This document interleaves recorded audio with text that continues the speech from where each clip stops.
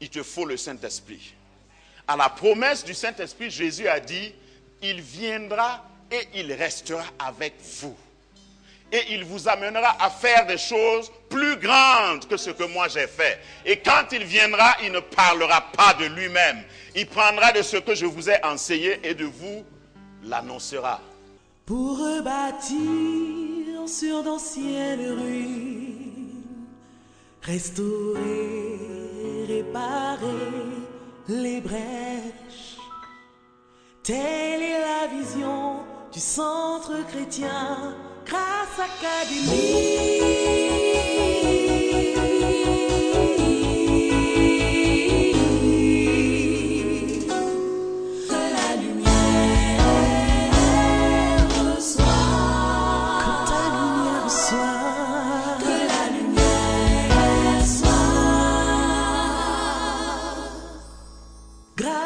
Académie. Mon thème, c'est les côtes de la Pentecôte. Les côtes de la Pentecôte. Je prends l'image d'une mer, je prends l'image d'une rivière, je prends l'image d'un grand cours d'eau qui a plusieurs côtes, qui a plusieurs délimitations, plusieurs frontières. Et si tu t'arrêtes seulement à une côte, si tu t'arrêtes seulement à une frontière, si tu t'arrêtes seulement à un côté de la mer, tu ne peux pas réaliser l'étendue, l'immensité de la mer. Et par ce thème, les côtes de la Pentecôte, je veux parler des multiples facettes de la révélation à travers la Pentecôte. D'abord, il faut savoir que la Pentecôte est historique. Son aspect historique nous pousse à donner une définition. La Pentecôte vient donc du grec Pentecôte, qui veut dire cinquantième. Donc, au fait, ce n'est pas un nom ou un mot religieux. C'est un mot mathématique, cinquantième. Parce que Pentecôte venait 50 jours après la Pâque. Pourquoi nous célébrons Pentecôte tout le temps dimanche? C'est exactement comme la Pâque. C'est une convention pour commémorer cette grande fête. Et c'est une fête qui suit la Pâque, qui a un sens profond. Et à l'origine, c'était une fête juive, bien entendu, comme la Pâque, et une fête agricole devenue une fête religieuse. Parce que à l'origine, on célébrait Pentecôte et Pentecôte portait le nom de Shavuot, qui veut dire fête des semaines, parce que c'est 7 semaines après Pâques. Et elle s'appelait aussi la fête des prémices. Voilà pourquoi je dis que c'était aussi une fête agricole. Ça, c'est pour l'histoire, ça, c'est un peu pour définir, ça, c'est pour nous situer. Mais si vous vous arrêtez à là, vous n'avez même pas encore accosté, vous n'avez même pas encore abordé ce qui est essentiel. C'est pourquoi je voudrais qu'ensemble, nous tournons les pages de nos Bibles rapidement. C'est bien de rester à l'aspect historique. C'est important de considérer l'aspect historique, mais il faut savoir que Pentecôte a eu son accomplissement dans Actes des Apôtres. Actes chapitre 2 donc. Alléluia. Nous lisons. Le jour de la Pentecôte, ils étaient tous ensemble dans le même lieu. Tout à coup, il vint du ciel un bruit comme celui d'un vent impétueux, et il remplit toute la maison où ils étaient assis. Des langues, semblables à des langues de feu, leur apparurent, séparées les unes des autres, et se posèrent sur chacun d'eux. Ils furent tous remplis du Saint-Esprit, et se mirent à parler en d'autres langues, selon que l'Esprit leur donnait de s'exprimer. Or, il y avait un séjour à Jérusalem des Juifs, hommes pieux, de toutes les nations qui sont sous le ciel. Au bruit qui eut lieu, la multitude accourut, et elle fut confondue, parce que chacun les entendait parler dans sa propre langue. Ils étaient tous dans l'étonnement et la surprise, et ils se disaient les uns aux autres, « Voici, ces gens qui parlent ne sont-ils pas tous galiléens? Et comment les entendons-nous dans notre propre langue à chacun, dans notre langue maternelle? Et comment les entendons-nous dans notre propre langue à chacun, dans notre langue maternelle? Parthes, Mèdes et Lamites, ceux qui habitent la Mésopotamie, la Judée, la Cappadoce, le Pont, la Syrie, la Phrygie, la Pamphylie, l'Égypte, le territoire de la Libye voisine de Cyrène, et ceux qui sont venus de Rome, juifs et prosélytes, crétois et arabes. Comment les entendons-nous parler dans nos langues des merveilles de Dieu? Ils ont oublié le Burkina, sinon on était là-bas. La Pentecôte s'est accomplie ce jour. La promesse s'est accomplie, s'est manifestée ce jour. Et je voudrais rapidement que nous revisitions certaines côtes de la Pentecôte. Et nous voulons voir dans un premier temps les signes. Les signes. Je parle des côtes de la Pentecôte. La première côte, je veux analyser un peu avec vous les signes. Dans le passage que nous avons lu, dans Actes chapitre 2, il est question de 3 signes à la manifestation de la Pentecôte, à la réalisation, à l'accomplissement tangible ou manifeste de la Pentecôte. Il y a eu 3 signes. 3 signes.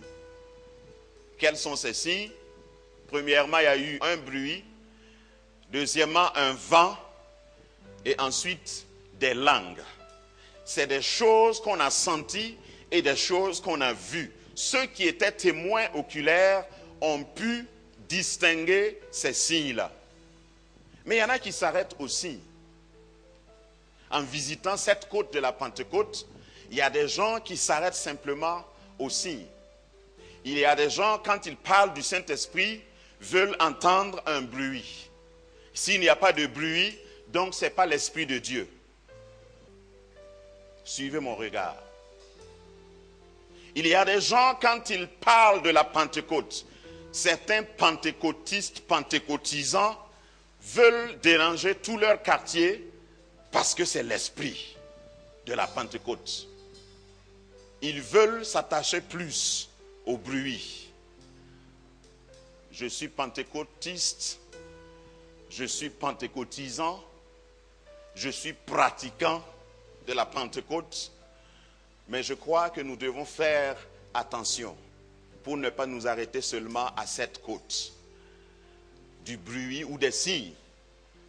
Parce que Dieu, si vous regardez dans la parole de Dieu à travers toute la Bible, Dieu ne peut pas être capté, Dieu ne peut pas être embrigadé, en tout cas dans sa manifestation ou dans sa façon d'agir, à un seul signe. On ne peut pas dire quand Dieu veut parler, il y a un coup de tonnerre. Mais souvent, il parle à travers le tonnerre. Il utilise le tonnerre, il utilise le vent. Il utilise même un âne quand il le faut. Donc tu ne peux pas embrigader Dieu dans des signes. Dis amen à ça. Le bruit, c'est important, c'est un signe, mais il n'y a pas que le bruit. Et il ne faut pas chercher forcément ou systématiquement le bruit pour définir l'esprit. L'esprit est aussi un vent, le vent. Et on dit que c'était un vent impétueux. Je crois que même si nous n'avons pas des ouragans et des cyclones ici, vous savez ce que c'est qu'un vent impétueux. Le bruit d'un vent impétueux. Il y a des gens qui veulent monopoliser le Saint-Esprit. Il y a des gens qui veulent payer la patente et puis avoir le Saint-Esprit pour eux-mêmes. Qui veulent avoir le monopole du Saint-Esprit. Pour dire, voilà comment l'Esprit agit. Tant que ce n'est pas comme ça, ce n'est pas le Saint-Esprit. Erreur. Tu ne peux pas capter ou contrôler ou dompter le Saint-Esprit. L'aspect vent te dit simplement, comme Jésus a dit à Nicodème, le vent souffle où il veut, personne ne sait d'où il vient et où il va. Attention, pentecôtistes. Attention, pentecôtisants. Tu ne peux pas canaliser comme tu veux le Saint-Esprit. Tu es trop petit. Ton église est trop petite. Ta dénomination est trop petite pour essayer de canaliser comme tu veux, canaliser à volonté l'action du Saint-Esprit. Je t'avertis, c'est un vent.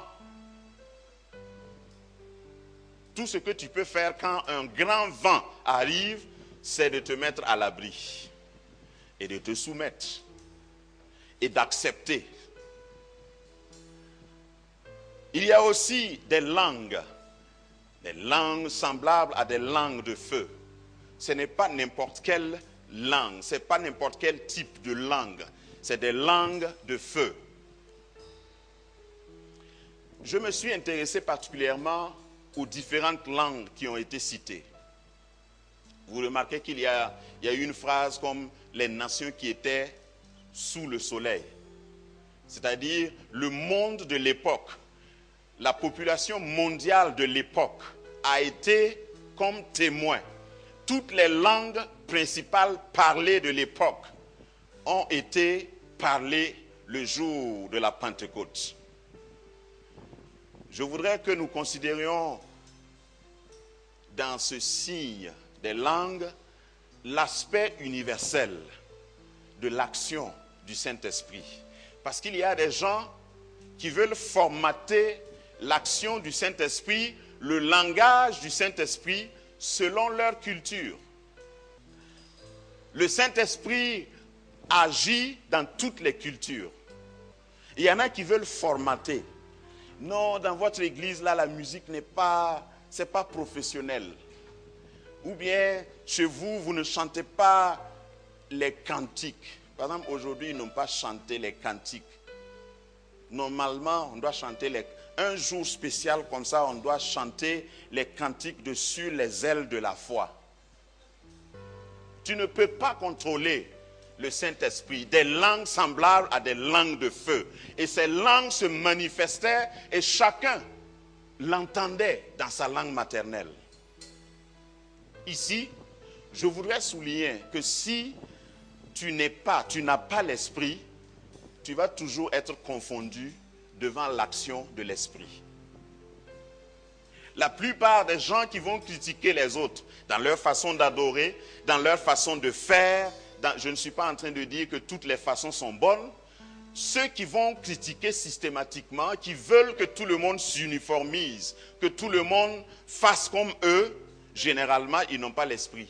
Ils croient l'avoir, mais ils n'ont pas l'Esprit. Parce que quand tu as l'Esprit de Dieu, tu vas écouter quelque chose qui est étrange, qui est une autre langue, qui est une autre manière. Mais si l'Esprit est dedans, tu es touché, tu es emporté, tu es content, tu es réjoui. C'est à cause de cela même que certaines personnes ne peuvent pas être contentes de la bénédiction de quelqu'un d'autre. Des langues semblables à des langues de feu. Parce que tu n'es pas obligé d'être, tu n'as pas besoin d'être jaloux de ma langue. Regarde sur ta tête, dis à ton voisin, regarde sur ta tête. Toi aussi, tu as ta flamme. Tu as aussi ton don. Tu as aussi ta portion. Dieu n'a oublié personne, à moins que tu ne sois pas dans la chambre haute. Et je voudrais te dire en passant que personne n'est trop grande, personne n'est trop importante pour ne pas être dans la chambre haute. Qui que tu sois, quelle que soit ton expérience passée, je dirais ainsi, si tu n'as pas l'Esprit de Dieu en toi, tu es vide. Grâce Académie, une vision, une plateforme, un cadre d'expression et d'épanouissement pour tout l'homme. Une ambassade du royaume de Dieu, un peuple d'adorateurs, un centre multiracial, une église sans cloison avec pour seule passion vivre la réalité de l'évangile de Jésus-Christ. Grâce Académie, une voix prophétique et une vision pour sa génération. Situé à Ouaga 2000, à 700 mètres de l'ambassade des États-Unis, côté Est. Grâce Académie.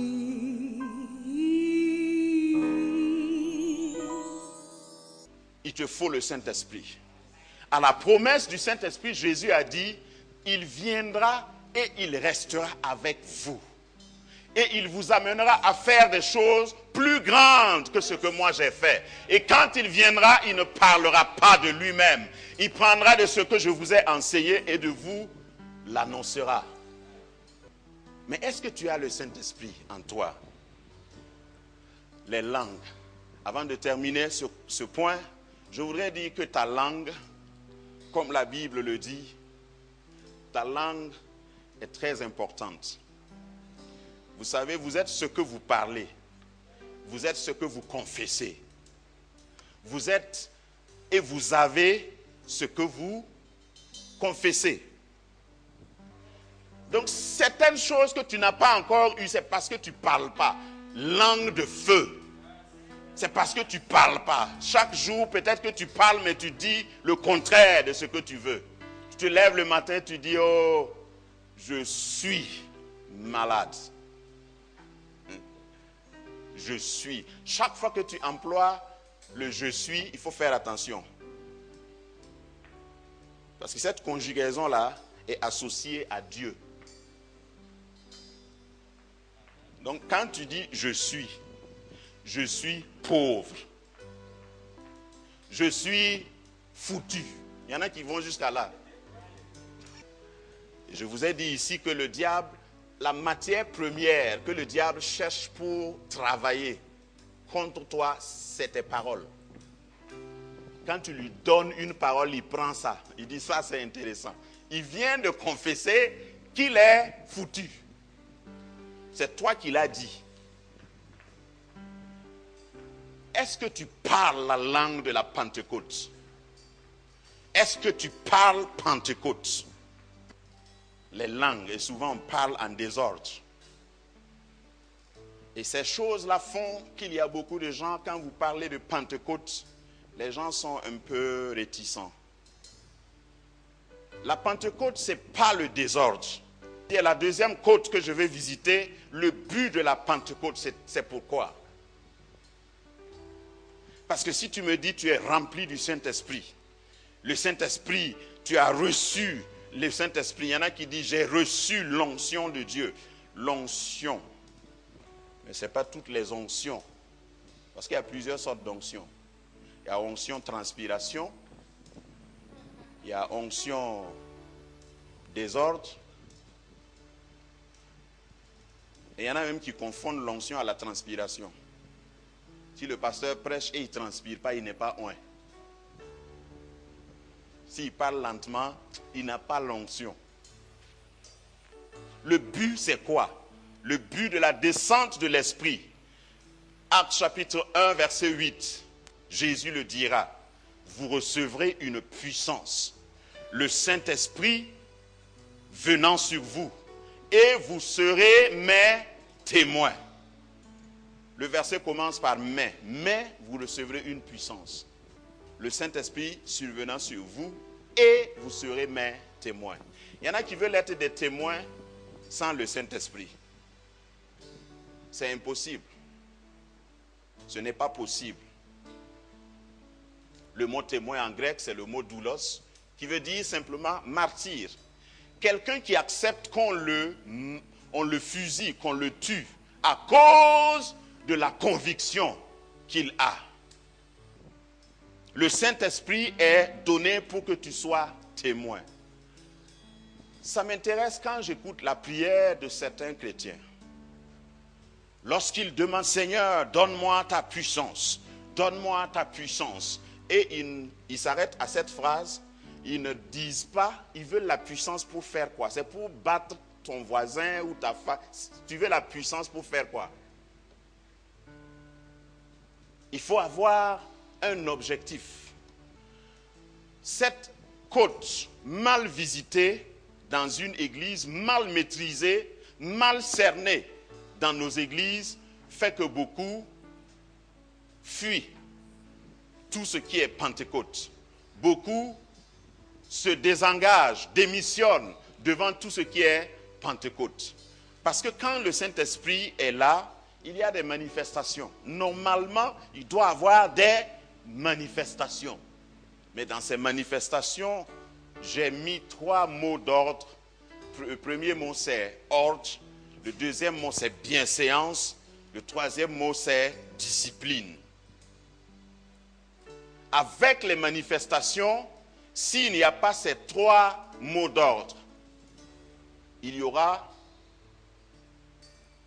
un renversement d'ordre et les gens vont tourner au ridicule. Ceux qui vont regarder, le jour de la Pentecôte, il y a eu 2 jugements distincts. Ils parlaient ensemble en langue, mais ceux qui étaient dehors ont entendu distinctement. C'est ce que l'Écriture dit. Chacun a entendu distinctement les disciples ou un des disciples parler dans sa langue maternelle, quoi? Les merveilles de Dieu. Ce n'est pas une confusion, ce n'est pas un désordre. Ils entendaient distinctement parler des merveilles de Dieu. Des hommes sans instruction, pour la plupart, des gens qui n'ont pas appris ces langues, mais qui parlaient en des langues connues de ceux de dehors, les merveilles de Dieu. Au nom du Saint-Esprit, au nom de la Pentecôte, il y a des gens qui font du désordre. Par exemple, dans une réunion, on va dire, on n'a pas de programme, on suit l'esprit. La caractéristique principale de l'esprit, c'est que c'est un vent. Tu sais d'où il vient et où tu vas le suivre comment? Le groupe musical doit nous conduire dans les champs, mais on n'a pas choisi les champs. Si vous êtes vraiment spirituel, il faut suivre l'esprit. Qui doit prêcher aujourd'hui? Vraiment, on suit l'esprit. Ce que l'esprit nous dira, c'est ça qu'on va faire. Pasteur, quel est votre thème, le thème de votre message aujourd'hui? Vous allez parler de quoi? Vraiment, jusqu'à ce que je me lève, je suis l'esprit. Pour le moment, je ne sais pas de quoi je vais parler. Tu suis le vide. Laisse-moi t'aider. Tu laisses le désordre s'installer. L'Esprit de Dieu est un esprit d'ordre. Et l'Esprit de Dieu ne peut pas travailler dans le désordre. Ceux qui se cachent derrière l'improvisation, derrière, je ne sais pas moi, c'est souvent la paresse et l'ignorance qui les amènent à se réfugier derrière une Pentecôte chimique, une Pentecôte folklorique pour dire que c'est l'esprit qui conduit. C'est du folklore pentecôtiste. À commencer par ta propre personne, ton propre corps. Si tu dis que tu es le temple du Saint-Esprit comme la Bible te le confère, tu dois être ordonné. Ne me dis pas que tu peux... Oui, le Saint-Esprit peut te remplir, même si tu es sale. Le Saint-Esprit peut t'utiliser, même si tu ne te brosses pas. Mais ton parler en langue va sentir très mauvais pour ton voisin. Ceux qui refusent cet aspect de la Pentecôte, c'est une fuite de responsabilité. C'est une démission. Et c'est une honte au royaume de Dieu. L'église, pour moi, doit être le lieu le plus ordonné. Si vous ne croyez pas, lisez les Lévitiques, lisez Nombre. Dieu était tellement méticuleux sur les dimensions du tabernacle. Vous croyez que c'est pourquoi? Sur ce qu'il faut utiliser pour faire même l'huile. Il détaillait. Fais attention. Ce qui nous manque, je ne pense pas que c'est la manifestation. Mais c'est tout ce qui doit accompagner la manifestation qui fait la déception de la Pentecôte aujourd'hui. 1 Corinthiens 14, 29 nous dit par exemple, pour ce qui est des prophètes, que 2 ou 3 parlent et que les autres jugent.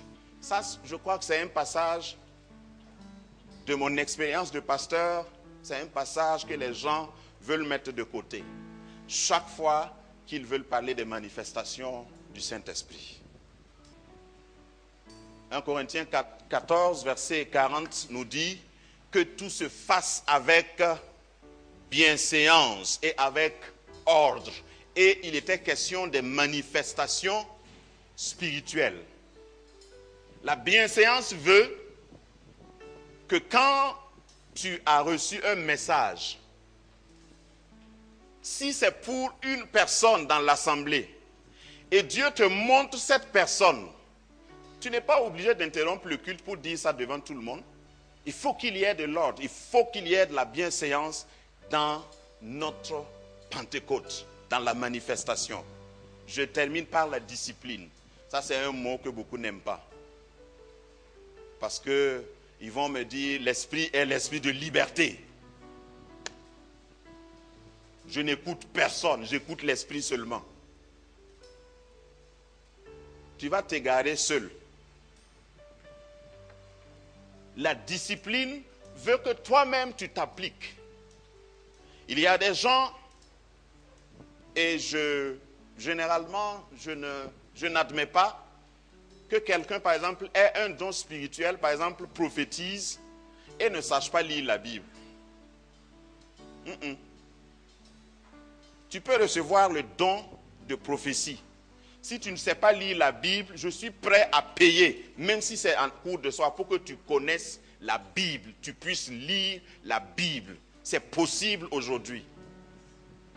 Mais des gens qui ne connaissent pas du tout la parole, qui ne lisent pas du tout la parole de Dieu, et qui veulent prophétiser, et qui s'appellent même des prophètes, et qui s'appellent même prophètes des nations. J'ai peur. Pourquoi tout cela? Parce que jusqu'ici, pour terminer, quelqu'un peut être en train de se dire, mais si le Saint-Esprit a rempli quelqu'un, malgré qu'il est ignorant, désordonné, illettré, oui, le Saint-Esprit peut te remplir. Le fait que tu aies une nouvelle voiture ne fera pas que la voiture va comprendre que tu n'as pas ton permis de conduire et s'ajuster à ton ignorance. Par exemple, quand il faut freiner et tu accélères, la voiture ne va pas dire « Heureusement que tu ne sais pas conduire, sinon j'allais t'amener contre le mur. » Si tu accélères à la place du freinage, tu vas aller dans le décor. Le problème, ce n'est pas le Saint-Esprit. Et il ne faut pas penser que tu vas écraser ou casser le Saint-Esprit contre un mur. Tu vas aller seul. Parce que la Bible dit qu'il peut être attristé. La Bible dit qu'il peut partir. Tu peux commencer avec l'esprit et terminer avec la chair. C'est pourquoi il faut prendre toutes les précautions. Est-ce que quelqu'un est assoiffé de vraie Pentecôte comme moi? Est-ce que quelqu'un parmi nous aspire à une vraie Pentecôte?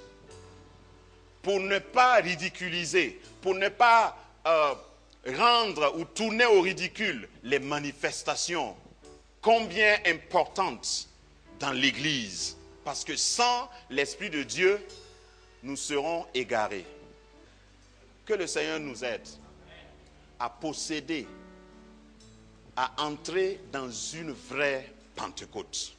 Une Pentecôte réelle. Pas une Pentecôte folklorique. Pas une Pentecôte de bruit simplement. Que nous nous attachons à ce qui est essentiel. Parce que quand les gens ne connaissent pas et vous méprisez la parole de Dieu, votre Pentecôte est nulle. C'est la parole de Dieu que Pierre a utilisée dans Actes 2, 16 pour dire « Oh, ces gens ne sont pas soûls comme vous le croyez. » Mais c'est ce qui a été dit dans Joël. Si tu ne connais pas ta Bible, ta Pentecôte sera supposée, contestée et tu n'as pas d'argument. Que le Seigneur vous bénisse. Amen. Pour rebâtir sur d'anciennes ruines, restaurer, réparer les brèches, Telle est la vision du centre chrétien Grâce Académie.